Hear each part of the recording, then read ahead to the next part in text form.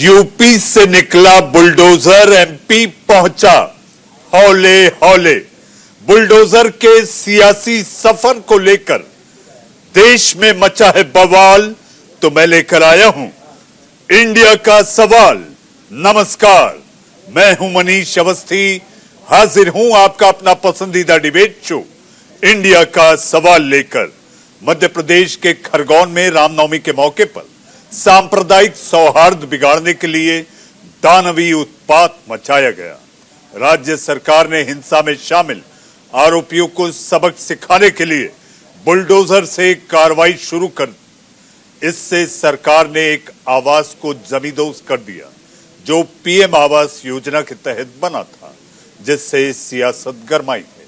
मध्य प्रदेश के पूर्व मुख्यमंत्री कांग्रेस नेता दिग्विजय सिंह और एआईएमआईएम प्रमुख असदुद्दीन ओवैसी ने ट्वीट कर शिवराज सरकार की कार्रवाई पर सवाल खड़े कर दिए। ऐसे में सवाल उठ रहा है, यूपी के बाबा के तर्ज पर मध्य प्रदेश के मामा का बुलडोजर कितना कारगर है। इस मसले पर अपने मेहमानों से बात करें उससे पहले आप देखिए इंडिया का सवाल की ये रिपोर्ट।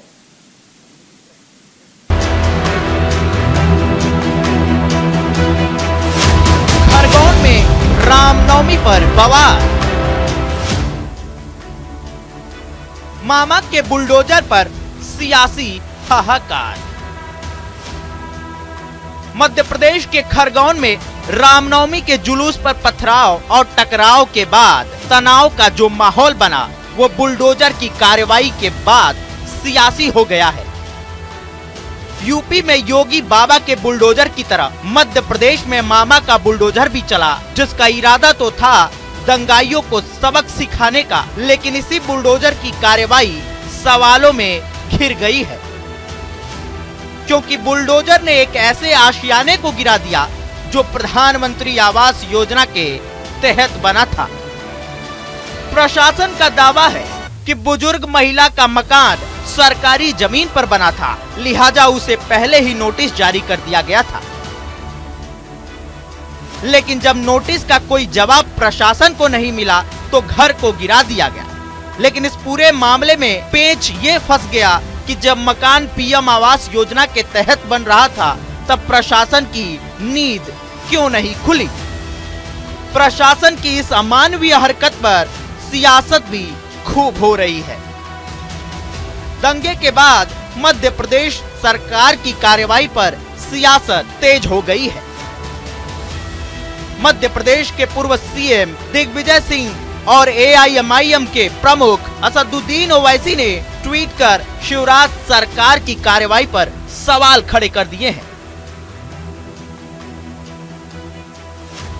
दंगे के बाद मध्य प्रदेश की शिवराज सिंह चौहान सरकार ने दंगाइयों के खिलाफ सख्त एक्शन लिया और लेना भी चाहिए था, लेकिन घर गिराने जैसी सख्त कार्रवाई से पहले पूरी तस्दीक कर लेनी चाहिए थी, लेकिन ऐसा हुआ नहीं।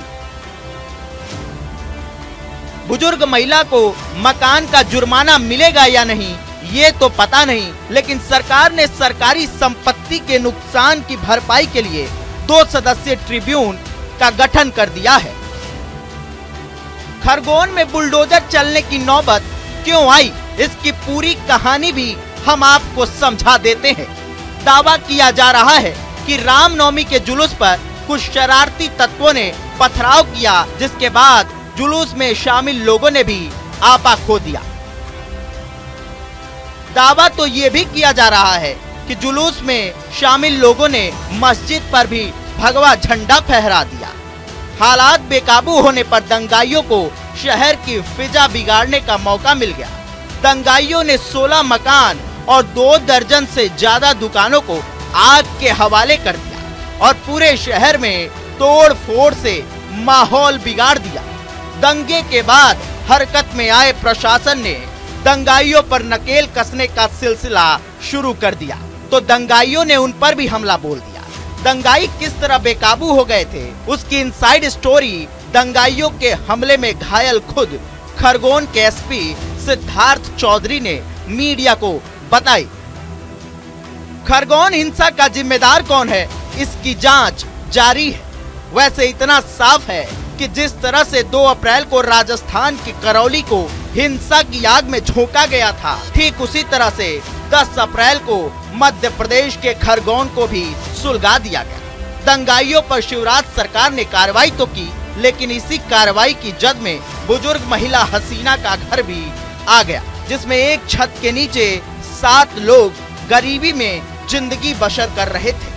दंगाइयों पर प्रशासन की कार्रवाई तो जायज भी है, लेकिन प्रधानमंत्री आवास योजना के तहत बना मकान कैसे अवैध हो सकता है, ये अपने आप में बड़ा सवाल है।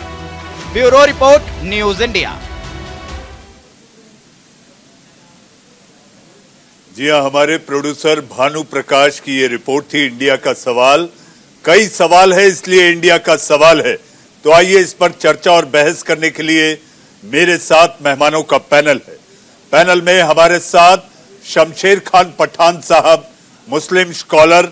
शमशेर साहब, आपका स्वागत है।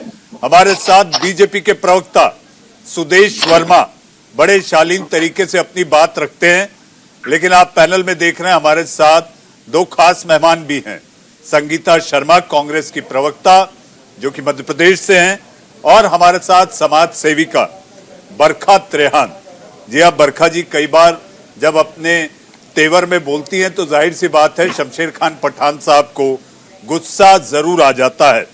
लेकिन इससे पहले कि मैं आज का ये कार्यक्रम इंडिया का सवाल और ये बहस शुरू करूं, मैं आप लोगों से आग्रह करना चाहता हूं। मुद्दा गंभीर है, मुद्दा बहुत सहनशीलता के साथ अपने लफ्जों को आप कहें, धैर्य रखें, दूसरे को बोलने का मौका दें, सोचे वही जो आप बोल सकें और बोले वही जिसका आप जवाब ले सकें, क्योंकि ये इंडिया का सवाल है। सुदेश जी, सबसे पहला सवाल आपसे, कौन है ये जो हिंदू मुसलमान, रामनवमी भी चल रही थी और रमजान का पाक महीना भी, कौन है ये जो नफरत के बीज बो रहा है? देखिए मनीष जी, जो इस्लामिक रेडिकलाइजेशन आपने देखा होगा, सोसाइटी ने विटनेस किया है और उसका इजहार हो रहा है कि जहां भी आप मजबूत हो जाएंगे वहां आप हिंदुओं से घृणा करने लगेंगे। जो प्रोसेशन शुरू से चलता आ रहा है उसको आप नहीं जाने देंगे। और आप देखिए, ये वही चीज है जो सीए प्रोटेस्ट जब हुआ था, हर जगह प्रोटेस्ट करो, सरकार कुछ भी कर ले, आप भले ही चुने हुए रिप्रेजेंटेटिव है उसकी बात न माने, कॉन्स्टिट्यूशन है उसको मत मानिए, तो स्ट्रीट में आ जाइए, प्रोटेस्ट करिए। आपने देखा पीएफआई का हैंड पाया गया। आप देख रहे हैं कर्नाटक में क्या हो रहा है, और सिर्फ मध्य प्रदेश में नहीं, हर जगह आप झारखंड में देख लीजिए, राजस्थान में देख लीजिए, पश्चिम बंगाल में देख लीजिए। लगता है एक साजिश। इतना इंटॉलरेंट अचानक से कैसे हो गया वो समाज, जो समाज पहले सभी धर्मों एक साथ चलने की बात होती थी, रामनवमी का प्रोसेशन भी होता था, मुहर्रम का प्रोसेशन भी होता था। ये कौन लोग हैं जो रामनवमी के प्रोसेशन में दंगा करना चाहते हैं, रोकना चाहते हैं, घृणा फैलाना चाहते हैं? जी, रामनवमी के मौके पर सामाजिक समरसता की कई तस्वीरें हमने देखी जी, जब झांकियां निकल रही थी, देश के कुछ अलग अलग शहरों की भी हमने देखी है। और खासकर मैं बात करूं नागपुर की, तो नागपुर का एक मोमिनपुरा इलाका है।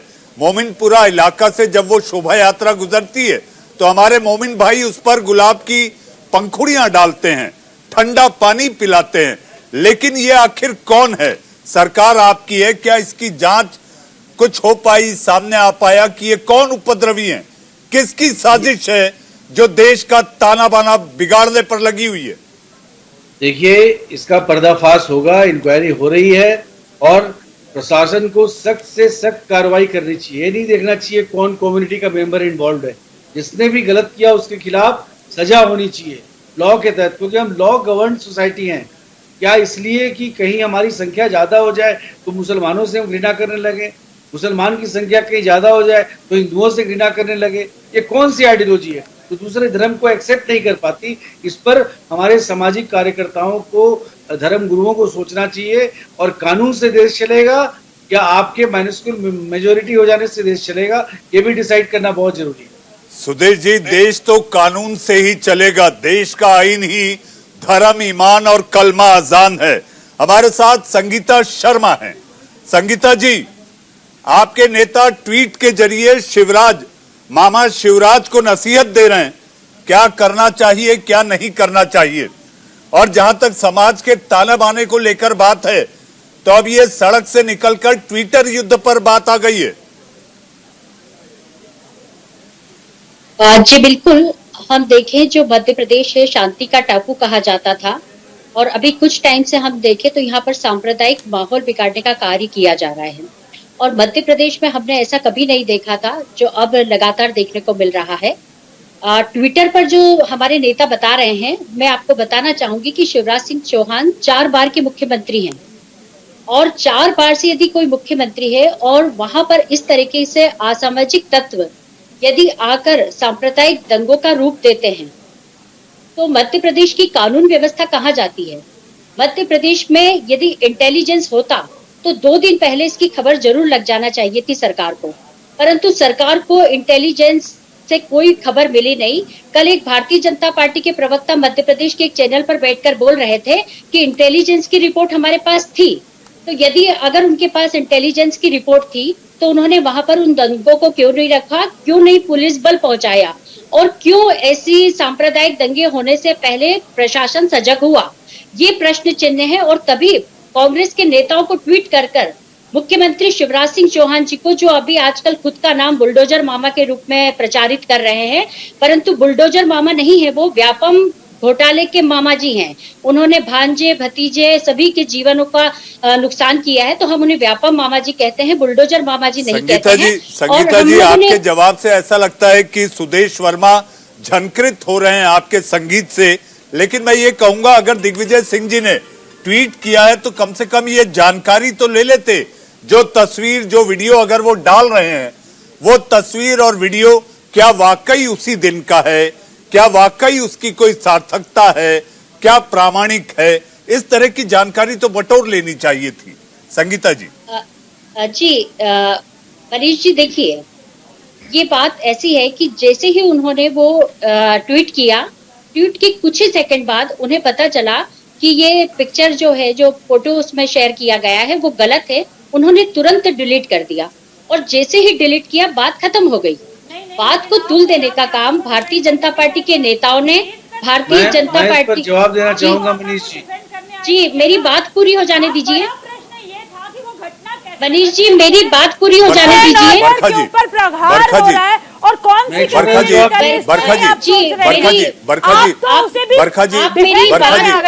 आता हूँ आपके पास। संगीता जी के संगीत को सुनना जरूरी है, ये कांग्रेस का संगीत है, और आप सबको पता है कि इंडिया का सवाल एक ऐसा लोकतांत्रिक मंच है जहां पर हर एक को बोलने की आजादी है, न काहू से दोस्ती न काहू से बैर, हम तो मांगे मानवता की खैर। अपनी बात पूरी करें, फिर सुदेश जी और शमशेर खान पठान और वाकई बरखा जी आपके पास भी। जी मनीष जी, मैं अपनी बात को पूरा कर रही थी। जैसे ही दिग्विजय सिंह जी ने अपने ट्वीट को डिलीट किया, बात वहीं पर खत्म हो जाती है, परंतु भारतीय जनता पार्टी ने उस ट्वीट का स्क्रीनशॉट लेकर उस पर इतने बयान दिए कि हम सोचने में पड़ गए कि मुख्यमंत्री जैसे व्यक्ति, गृह मंत्री जैसे व्यक्ति, जी मैं बता रही हूँ, मेरी बात सुन लीजिए, मुख्यमंत्री जी, गृह मंत्री जी, संगीता जी, मेरा ये कहना है हड़बड़ाहट में इतने जल्दी ट्वीट करने की क्या पड़ी थी? कम से कम उसकी प्रामाणिकता तो जांच लेनी चाहिए। दिग्विजय सिंह मध्य प्रदेश के पूर्व मुख्यमंत्री है, उसकी प्रामाणिकता जांचना जरूरी होता है। ये सोशल मीडिया कई बार संगीता जी एंटी सोशल बन जाता है, और जो ट्वीट उन्होंने किया मुझे ऐसा लगता है कि उससे एंटी सोशल मैसेज गया, इसीलिए बीजेपी ने उससे लपक लिया। सुदेश जी अपनी बात करें। एंटी सोशल मैसेज कैसे जा सकता है? जितना भारतीय जनता पार्टी ने प्रचारित किया उतनी सेकंड में तो वो ट्वीट रहा ही नहीं था। दूसरी बात कि मध्य प्रदेश के मुख्यमंत्री, मध्य प्रदेश के गृह मंत्री, किसी ने भी शांति की अपील नहीं की। बड़ी बात यह है कि शांति की अपील किसी ने नहीं की, सबने सिर्फ दिग्विजय सिंह को टारगेट किया, सभी ने कांग्रेस को टारगेट किया। बात यहाँ पर नहीं रुकती है, बात यहाँ पर रुकती है कि बुलडोजर चला, दोषियों पर बुलडोजर चलना चाहिए था। हम दिखा देंगे कि 15 करोड़ मुसलमान हिंदुओं का क्या हाल करते हैं। सुदेश जी, लेकिन अकबरुद्दीन का अगर आप हवाला दे रहे हैं तो अदालत ने उन्हें बरी कर दिया है। अकबरुद्दीन को अदालत ने बरी कर दिया है, तो अब वो मसला ही नहीं रहा। बात उसकी नहीं है, बात को लेकर सुदेश जी अदालत ने बरी कर दिया है। बोले है कि हम प्रभुक हो जाते हैं, मारना शुरू कर दे, तो आप इसको जस्टिफाई करेंगे? मुद्दा ये है। जी सुदेश जी, न्यूज़ है। हमारे साथ मुस्लिम स्कॉलर शमशेर खान पठान। पठान साहब, आखिर कौन है ये जो साजिश कर रहा है? आप तो पूर्व पुलिस अधिकारी भी रहे हैं। आखिर इंटेलिजेंस फेल्यूर की बात कर रही थी संगीता जी कि बीजेपी के किसी प्रादेशिक नेता ने कहा है कि ये इंटेलिजेंस फेल्यूर रहा, इंटेलिजेंस गैदरिंग में कहीं चूक हुई, इसलिए मध्य प्रदेश में इस तरह के दंगे या इस तरह से स्थिति पैदा हुई, जिसको लेकर वहां पर यह हालात है कि खरगोन में 3 दिन का कर्फ्यू है। मनीष जी, ये दंगे बाकायदा कराए गए, इसमें रूलिंग पार्टी का बड़ा हाथ है। इसके प्रूफ उसके अंदर है कि इन्फ्लुएंस होते हुए भी उन्होंने उस पर कार्रवाई नहीं की। दूसरी बात, जो भारत को माहौल आप देख रहे हैं, कहीं पे कहा जाए कि मुसलमानों को काट दिया जाए, मार दिया जाए, भगा दिया जाए, कोई बंद कह रहा है कि मुस्लिम औरतों का मैं रेप करूंगा, हथियार लिए, हथियार चलिए, हिंदू राष्ट्र बनाएंगे। ये जो बन रहा, जो माहौल बन रहा है, ये माहौल बाकायदा बनाया जा रहा है। माहौल तो साफ दिख रहा है, आप देखना नहीं चाह रहे। माहौल साफ दिख रहा है कि कौन आतंकी है। बदतमीजी मत करो, बदतमीजी मत करो, बदतमीजी नहीं करो। बरखा जी, मैंने तो सिर्फ आपको ये कहा कि माहौल कौन बना रहा है। पठान साहब, बरखा जी, बरखा जी, उनको अपना प्रास्ताविक रख लेने दीजिए। बरखा जी, शमशेर खान पठान को अपना प्रास्ताविक रख लेने दीजिए। रामनवमी किसका त्योहार है? बरखा जी, आप सामाजिक कार्यकर्ता हैं। बरखा जी, आप पर जिम्मा है कि समाज में समरसता बनी रहे। बरखा जी, पठान साहब को उनका प्रास्ताविक रखने दीजिए। पठान साहब, अपनी बात पूरी करें आप। उसका बाइक बंद रखिए। उसका कैसे? आपने उसका क्या होता है? उसका क्या होता है? मैं आपकी इज्जत कर रही हूं, आप भी मेरी इज्जत कर रहे हैं। पठान साहब, मर्यादा पुरुषोत्तम प्रभु राम के रामनवमी को लेकर मचे उत्पात को लेकर हमारी शाब्दिक मर्यादा ना टूटे, हमारी शाब्दिक मर्यादा ना टूटे। पठान साहब, बरखा जी, महिलाओं की बातें कर रहे हैं, बरखा जी, हमारे लोग तो महिलाओं की बात कर रेप की, बरखा जी, तुमको तालीम दे रहे रेप करने की। बरखा जी, पठान साहब, बरखा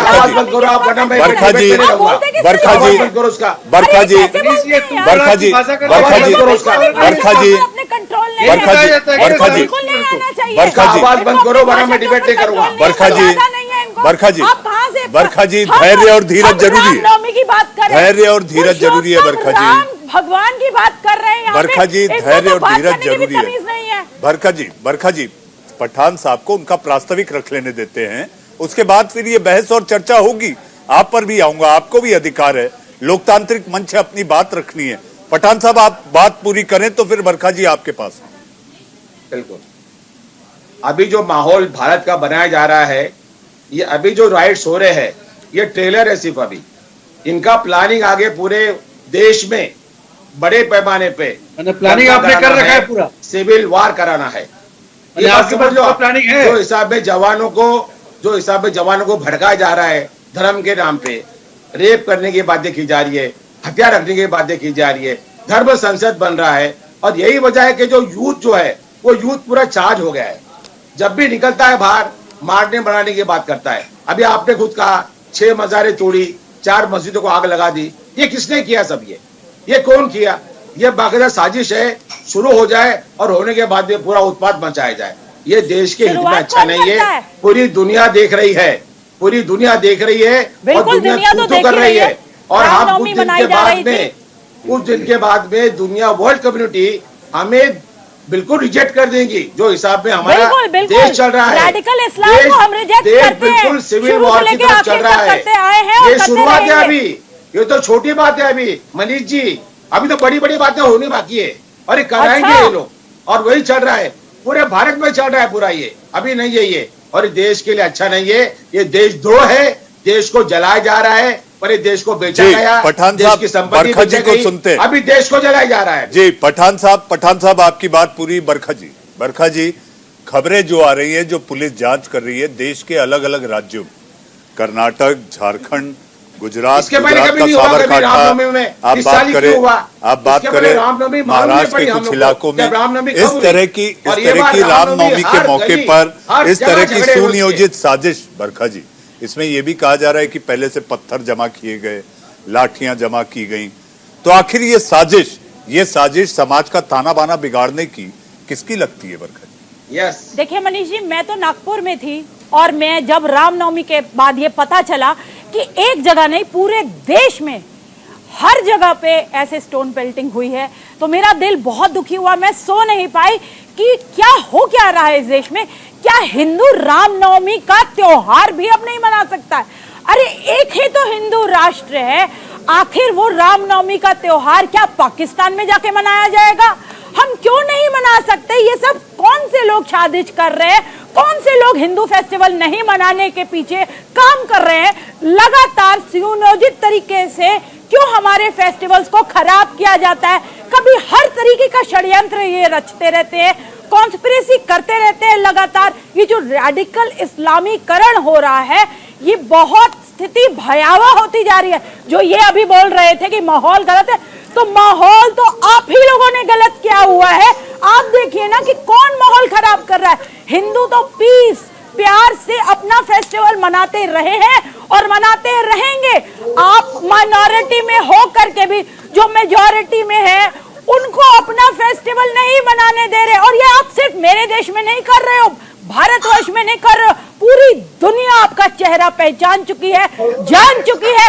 जितनी जल्दी आप इसे एक्सेप्ट कर ले और उनका माइंड वॉश करें कि ये गलत है, ये नहीं करेंगे। अगर हमें यहाँ रहना है तो इस देश की जो परंपराएं हैं उसके हिसाब से चलना पड़ेगा। जो हिंदू फेस्टिवल्स हम लोग इतने सालों से इतने अच्छे तरीके से मनाते रहे, उन्हें बिगाड़ने की कोशिश कतई न करिए।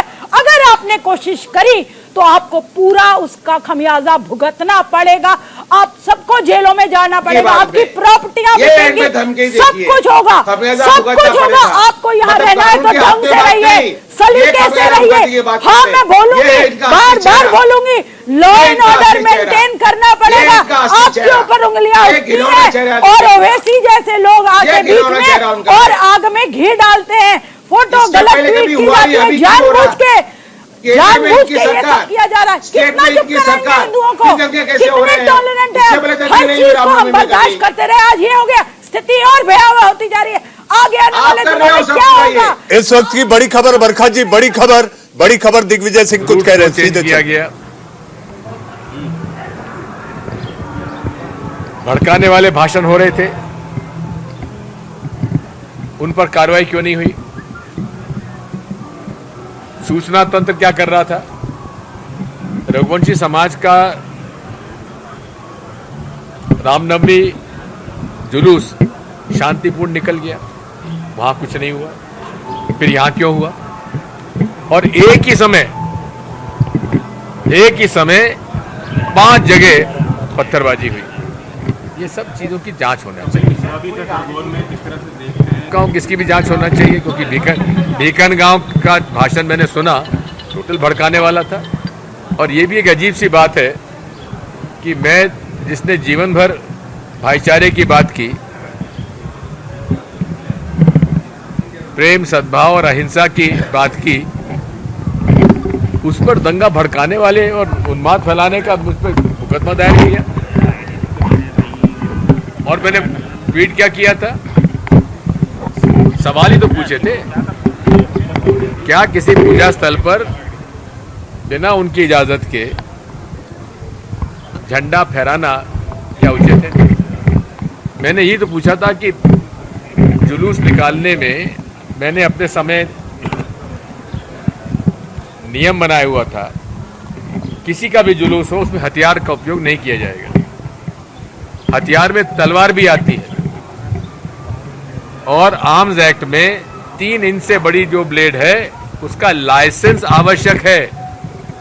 ये जिला प्रशासन क्या कर रहा था? अवैध हथियार, तलवारें वहां पे अगर थी, चाहे मुसलमानों का जुलूस हो चाहे हिंदुओं का जुलूस हो, उसमें हथियारों का उपयोग पूरा बंदिश है। बिल्कुल हथियार लेने की इजाजत नहीं देनी चाहिए थी। देश में और भी जगह घटना है, जैसे रामनवमी ही बात यही है कि पूरे तरीके से प्रायोजित है। और मुझे इस बात का दुख है कि मोदी जी अगर किसी की उंगली में चोट लग जाती है तो उस पर ट्वीट कर जाते हैं, बयान दे देते हैं, लेकिन पूरे देश में ये कुछ लोग जो अपने आप को साधु कहलाते हैं खुलेआम बलात्कार की बात कर रहे हैं।